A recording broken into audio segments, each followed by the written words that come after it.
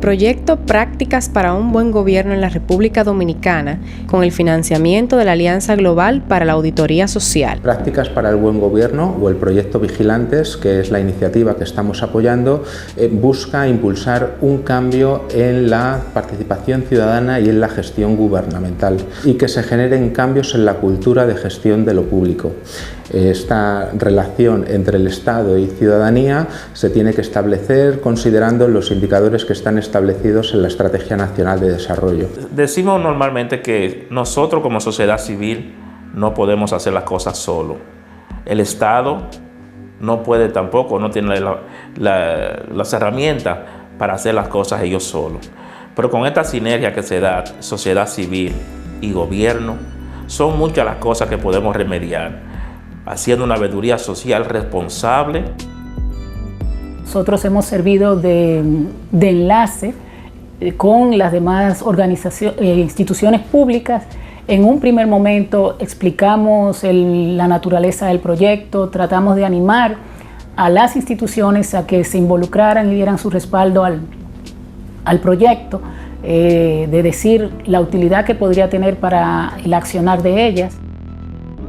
Si queremos hablar de impulsar una agenda nacional de manera conjunta, todos los actores que confluyen en la sociedad, pues es fundamental el diálogo. Y para el diálogo se necesita información. Y esa información necesita ser procesada con un carácter técnico. Y ahí me parece que Vigilante puede jugar un rol sumamente importante y se puede convertir entre una interfase entre los trabajos técnicos y el trabajo de las organizaciones campesinas, las organizaciones de base, de manera que podamos llevar la información para que sus funciones de incidencia, de demanda, puedan tener mayores niveles de peso y que la interacción con el Estado pueda ser más fructífera. Que la ciudadanía activa como tal tenga información antes de interactuar con tomadores de decisiones o con prestadores de servicios marca una diferencia significativa a la hora de interactuar con entes gubernamentales. No es lo mismo tener simplemente la demanda que tener la demanda bajo un sustento en información, en datos bien concretos, en lo que se materializa el servicio en su comunidad. El movimiento Justicia Fiscal se ha dedicado a realizar análisis sobre los presupuestos, en qué medida se corresponde con las necesidades de la nación. Y en segundo lugar, sobre los informes que ha hecho el gobierno sobre los resultados del presupuesto. Bueno, yo creo que un elemento emblemático ha sido el tema del análisis de la ejecución presupuestaria. Las instituciones, las organizaciones vinculadas a este análisis van más allá, su trabajo ha ido más allá del que han realizado dentro del proyecto, venían con una práctica ya, pero de alguna manera ha contribuido a crear demanda por la propia rendición de cuentas.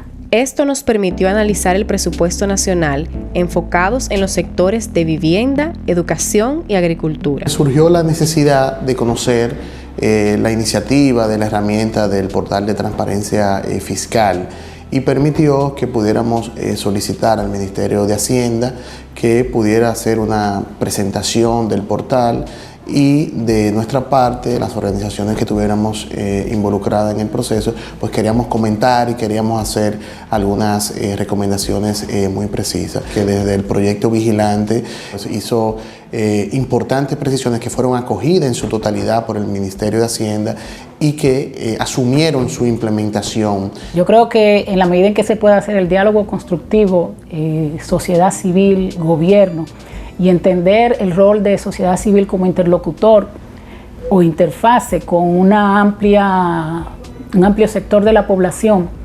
eso facilita mucho en poder hacer políticas públicas más efectivas.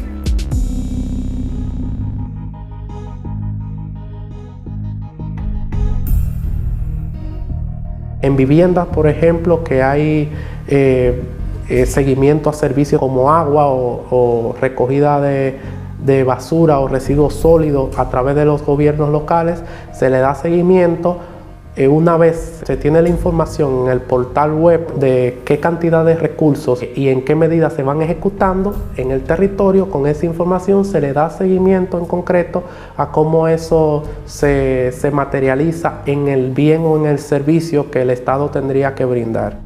Hemos realizado levantamiento de desechos sólidos.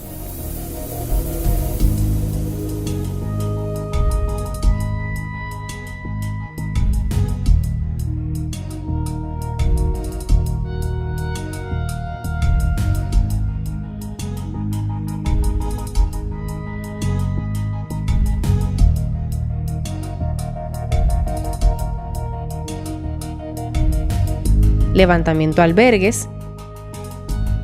Ir a los albergues, a los refugios, a donde viven los damnificados me cambió la vida, porque yo comencé a entender lo que era el concepto pobreza y miseria cuando vi cómo vivían esas familias. O sea, 2.060 familias levantamos, pero para mí no fueron 2.060 familias, un dato vacío, sino que yo vi esos 2.060 rostros y vi la forma en que vivían, la miseria. Entonces nosotros tuvimos la oportunidad de presentar esos datos al Gabinete de Políticas Sociales del gobierno y no le dimos esos datos vacíos, no esos números, le presentamos los rostros, las imágenes, las historias de vida, y yo creo que eso fue lo que causó el impacto. El ver ese levantamiento que se presentó ahí en esos albergues señalados ese día, honestamente le puso la tapa al pomo, como decimos popularmente.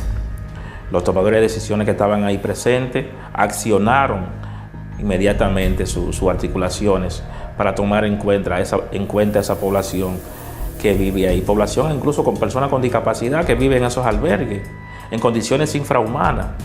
Entonces, cuando eso se presentó, pudimos ver que de verdad hacía falta que ese trabajo se hiciera. Lo vemos de manera muy positiva y favorable, porque incluso ya se están tomando acciones en beneficio de esa población, en beneficio de esa gente que vive en los refugios. Entre las cosas que se lograron fue que se nos llamó luego de nuevo para platicar. Fuimos a muchos medios de comunicación a hablar sobre el tema de los damnificados. Luego de que hicimos todo esto, le planteamos al Estado y que se iba a intervenir en una de estas comunidades. La Coalición Educación Digna, con el programa de los vigilantes, nos decidimos a hacer un monitoreo de las escuelas, de 51 escuelas. Recibimos taller de formación con CONADIS, que era lo que teníamos que buscar, qué cosas. Íbamos con un formulario donde se veía claramente cuáles eran los puntos que debíamos tomar en cuenta. Y nosotros aprovechamos también, debo decirlo, para no solamente pensar en el tema de discapacidad, sino que vimos otras cosas. Fue muy interesante. Nosotros en el sur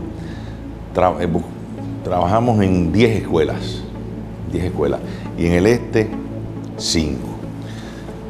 Yo te puedo decir que no hubo una sola escuela que cumpliera con toda la gama de requisitos de discapacidad. ¿Cómo tú armonizas eso con la idea de una revolución educativa? Evidentemente que no es así. Para mí es un valor el hecho de hacer este trabajo coordinado, de desarrollar la veeduría. Yo creo en la ciudadanía. Esto es un laboratorio interesantísimo. Y yo creo que como resultado de todo este esfuerzo y de esta experiencia, sí lo que se debe pedir es que aceleremos la marcha. ¿Por qué acelerar la marcha? No todas las veces se da la alineación entre sociedad civil y la parte gubernamental. Este nivel de confianza construido, hay que aprovecharlo. Y estoy llamando con esto que la articulación tiene que crecer en todo el territorio. O sea, donde quiera que estamos haciendo escuelas, en todos esos pueblos que estamos construyendo escuelas, necesitamos veedores que nos llamen cuando no se está cumpliendo con las normas. A veces es difícil llegar a los tomadores de decisiones. A veces ellos hacen sus cosas en su oficina, no nos toman en cuenta para poder pasar balance a lo que se está haciendo Y cuando acuden a este llamado, a esta mesa, donde abiertamente podemos presentar resultados y que de verdad esto dé al traste a las necesidades recogidas y levantadas anteriormente, porque en las escuelas asisten niños y niñas con discapacidad, y si se va a construir, si queremos una mejor educación, esto tiene que ser tomado en cuenta a toda la población de República Dominicana. Lo que hace que convoca a entender que las políticas inclusivas en favor de la persona con discapacidad es una agenda común, porque es una política del Estado. El Estado somos todos, la sociedad civil y el gobierno, entonces tienen que juntarse para gestionar esa política. Bueno, en el caso de los procesos de levantamiento y veeduría social, me tocó participar en el de jornada escolar extendida y el de accesibilidad. En la ficha de la jornada escolar extendida era un levantamiento sobre la calidad del sistema de estándar extendida y cuál era la población que iba a la escuela. Y utilizar todas estas herramientas que he aprendido en todo este proceso para poder implementarla en los procesos que llevamos en los barrios y el trabajo que hacemos con la juventud. Son herramientas fundamentales porque es pasar de la teoría de la crítica a considerar los elementos de la realidad y cómo nosotros decimos, se dice una cuestión desde el gobierno y cómo se implementa. De los ejes esenciales de la articulación tiene que ver con el acceso a crédito. Y los productores que no tienen un título definitivo, incluso los productores que han sido beneficiados de la reforma agraria, si no tienen el título definitivo, se les dificulta accesar a un crédito. Bueno, por medio de las autoridades del lateral 5 se invitaron a algunos usuarios, se hizo una pequeña reunión antes de que el proyecto, antes de conocer los dirigentes en esa zona del proyecto, y luego hicimos una pequeña reunión con las personas que están en los grupos focales. Participé en un nuevo taller que fue en la Junta de Regantes. Ahí nos dieron un taller sobre el trabajo que íbamos a realizar. Ahí se dividieron los laterales del sistema de reguío y en fin. Luego participé en lo que es las entrevistas como veedora del proyecto Vigilantes. Me gustó mucho, de verdad, recibí una gran experiencia por la primera vez que participo en este proceso. Con este proyecto ha logrado que, por lo menos conjuzgar que el sector campesino, el sector social, las autoridades y el proyecto puedan converger en buscar soluciones para los problemas que ha estado afectando el asunto del campo. Que no podemos decir de que todo está resuelto, hay algunas cosas que hay que seguir viendo cómo las autoridades se comprometen más a su solución. Nosotros entendemos que la veeduría, ampliándolo un poquito más a nivel de campo, nosotros tendremos mejores resultados con lo que son los agricultores. Porque nosotros tenemos ya 20 años trabajando en lo que es el proceso de organización y capacitación, y nosotros siempre hacemos un programa de actividades en el campo. Entonces, cuando hacemos un programa de actividades en el campo, el agricultor se acerca más a nosotros. Entonces, lo que nosotros queremos es que a medida que el proyecto vaya avanzando, que también el agricultor vaya ampliando sus conocimientos. Del proceso de formación del proyecto Vigilantes, recuerdo principalmente 3 talleres fundamentales que me ayudaron mucho, que fue el taller de género y el taller de políticas públicas. El que más me gustó fue el último que cogimos, que fue el taller de negociación, y ya que muchas de las cosas que se nos habían mencionado en el taller realmente lo vivimos.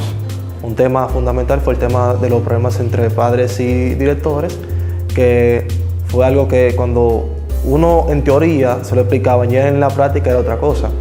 Tanto el tema de género, que abrió muchas puertas en mi mente a conocimientos nuevos y sobre experiencias que yo las vivía, pero no las analizaba como era correspondiente, fue un tema que me ayudó mucho. Tanto el tema, por ejemplo, cómo la desigualdad de género llega tan fundamentalmente primero en las escuelas, como también fuera en la sociedad, cosas que uno vive pero que uno no sabe analizarlas al completo.